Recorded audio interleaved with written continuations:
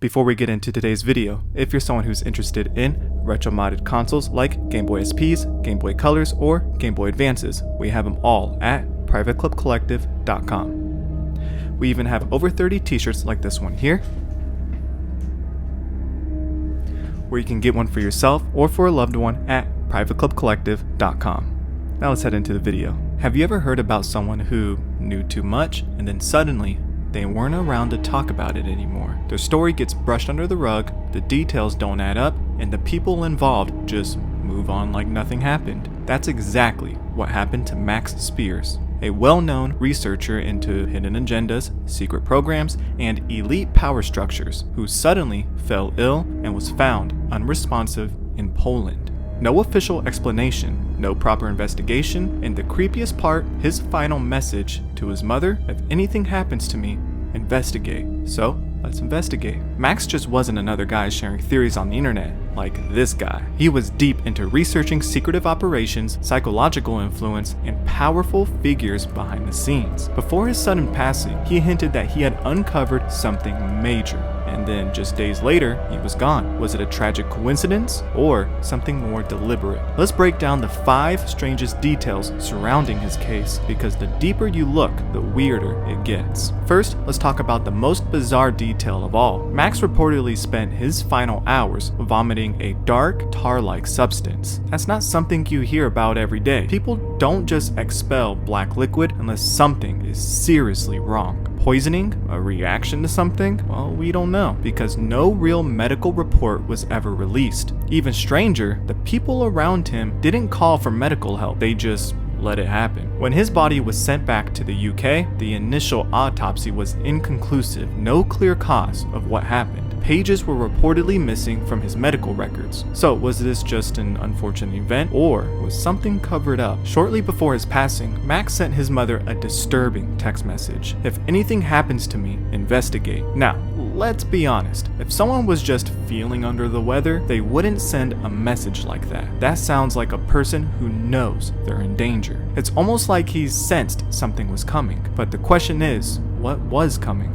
People who saw Max in his last final days says he was not himself. In his final recorded interview, he was struggling to speak clearly, losing his train of thought, and seemingly completely drained. This was a guy who was usually sharp, well-spoken, and full of energy. So, what happened? Was he being influenced or manipulated? Did someone give him something that affected his mind? Or was he just physically worn down from stress? Whatever the cause, it was clear Max Spiers was not okay. Max was in Poland, staying with Monica Duval, a woman whose role in all of this is suspicious, to say the least. After his passing, her story kept changing. At first, she said she tried to help him. Then, she said she thought he would be fine on his own. Later, she claimed she wasn't sure what happened to him. It took months before she gave a statement to authorities. Some people believe she may have been assigned to watch him, maybe even ensure that he stayed quiet. Now, let's talk about why Max may have been a target. He was looking into topics that tend to make powerful people very uncomfortable. He believed that high-level individuals were involved in illegal and highly secretive activities. He believed to have uncovered evidence of coordinated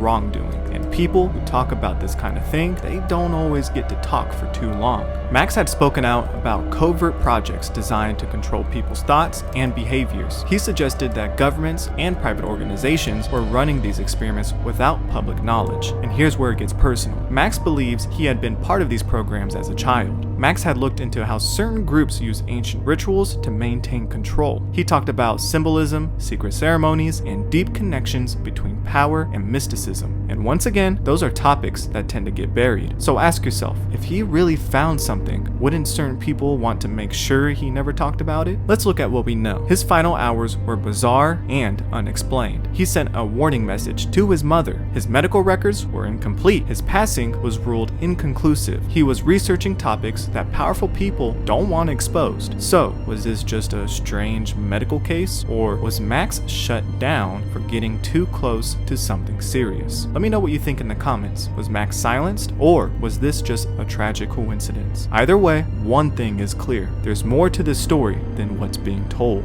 So I'm just gonna go ahead and give my final thoughts on the story, because it really is interesting and odd to know that Poland sent back his body with an incomplete autopsy to his mother, and it had missing pages and contradictory statements about her son. Also with the text message he had sent her days before he had passed. Now the project he believes he was a part of was MK Ultra, or a branch of that, and those who believe his story as well say that he may have just been a sleeper agent that was deactivated, and when he came back to his senses, he was gonna blow the roof off of the whole thing. And so when he was in Poland staying with Monica Duval, who was supposed to be a researcher, I believe, with him, they were attending events, because he would go to events and I believe talk to panels at events and audiences and stuff about his research, whether it was UFOs or shadow governments or things like that. She was apparently supposed to be a part of all this research, and so I'm assuming if he found this new major discovery, he likely told her about it, and if she was a covert spy, she may have gone back to the people she was working for and they gave her the task of closing this loose end. And that's kind of not hard to believe, because if they were staying under the same roof for X amount of time during this stay, it might have been so easy just for her to slip something in his drink or in his food, and this loose end for whatever group of people was efficiently closed. And look, let's be honest, vomiting black tar-like substances is not something that is common at all in the medical field. I mean, I don't think you have to be a doctor to know that. I feel like the only way you could vomit black like tar is if you ate tar or maybe have a hemorrhage. But even then, no one expels black like tar from their body. I just don't understand. But nonetheless, it's really interesting to think who was involved with this and what did he find. Let me know in the comments what you think, and if you like content like this, be sure to like and subscribe, and comment what other videos you would like to see in the future. Until next time, thank you for watching.